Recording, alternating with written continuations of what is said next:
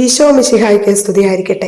ക്രിസ്തുവിന്റെ കണ്ണാടി. ദൈവത്തെ പ്രേമിച്ച ഒരാൾ, എല്ലാ അർത്ഥത്തിലും മനുഷ്യരെ പ്രേമിച്ച മറ്റൊരു മനുഷ്യൻ, ഒരുവിധ അളവുകോലിന്റെയും പരിധിക്കുള്ളിൽ തളച്ചിടാൻ സാധിക്കാത്ത അസാധാരണത്വവും അതിസാഹസികതയും നിറഞ്ഞ ദൈവത്തിന്റെ തീക്കനലായിരുന്നു വിശുദ്ധ ഫ്രാൻസിസ് അസിസി. ദൈവസ്നേഹത്തിന്റെയും സമസൃഷ്ട സ്നേഹത്തിന്റെയും കാര്യത്തിൽ ഭ്രാന്തൻ എന്ന് മുദ്രകുത്തപ്പെട്ട ഇദ്ദേഹം 1181 ഇറ്റലിയിലെ അസിസിയിൽ ജനിച്ചു. പിതാവ് ധനികനും പട്ടുവസ്ത്ര വ്യാപാരിയുമായ പീറ്റർ ബെർണാഡോണും മാതാവ് ഫിക്കായുമായിരുന്നു. അമ്മ മകനെ ദൈവഭയത്തിലും സുഹൃതങ്ങളിലും വളർത്തി. ലൗകികനായ ഒരു പ്രശസ്തനെയാണ് പീറ്റർ സ്വപ്നം കണ്ടത്. അതിനാൽ കച്ചവട കാര്യങ്ങളിൽ മകനെ നിയോഗിച്ചു. ധനവും സ്വാതന്ത്ര്യവും കിട്ടിയപ്പോൾ ഫ്രാൻസിസ് ലോക ആഡംബരങ്ങളിലും ആർഭാടങ്ങളിലും ഒഴുകി യുവരാജനെ പോലെ ജീവിച്ചു. 1202 സൈനിക സേവനത്തിന് പുറപ്പെട്ടു. എന്നാൽ പരാജിതനും രോഗിയുമായാണ് അയാൾ തിരിച്ചെത്തിയത്.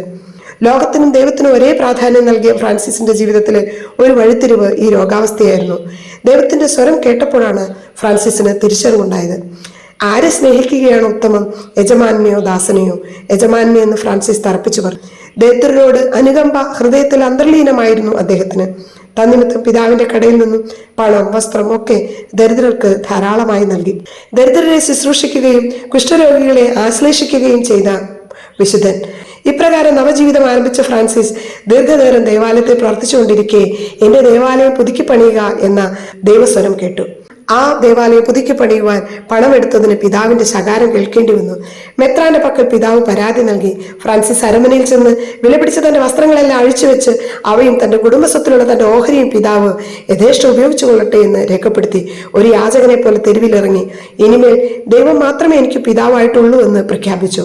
ഫ്രാൻസിസിന്റെ ജീവിത രീതിയിൽ ധാരാളം പേർ ആകൃഷ്ടരായി. ക്രൂശിൽ നിന്നും തന്നോട് സംസാരിച്ച ഈശോയുടെ സഹനത്തിൽ പങ്കുചേരുവാൻ തീവ്രമായി അറിയിച്ച ഫ്രാൻസിസിന് 1224 പഞ്ചക്ഷതങ്ങൾ ലഭിച്ചു.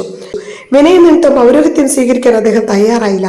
ബെനഡിക്റ്റൻ സന്യാസികളിൽ നിന്ന് ലഭിച്ച പോർസിംഗാന ദേവാലയം കേന്ദ്രമാക്കി ഫ്രാൻസിസ്കൻ സഭയ്ക്ക് രൂപം കൊടുത്തു. പ്രഭുകുമാരി ക്ലാര ഫ്രാൻസിസിനെ അനുഗമിച്ചതോടുകൂടി ഫ്രാൻസിസ്കൻ വനിതാ വിഭാഗത്തിനും തുടക്കം കുറിച്ചു. പെറൂജിയയിൽ വെച്ച് പരിചയപ്പെട്ട കർദിനാൾ ഹൂഗോലിനെ സഭയുടെ സംരക്ഷകനാക്കി. സ്നേഹമായ ഈശോയെ സ്നേഹിക്കുവാനും മറ്റുള്ളവരെ കൊണ്ട് സ്നേഹിപ്പിക്കുവാനും ആഗ്രഹിച്ച ഫ്രാൻസിസ് സഹോദരന്മാരെ സുവിശേഷ പ്രഘോഷണത്തിനായി അയച്ചു. 1221 ആത്മായ ഗണത്തിന് ഒരു 3ാം സഭ തന്നെ രൂപീകരിച്ചു.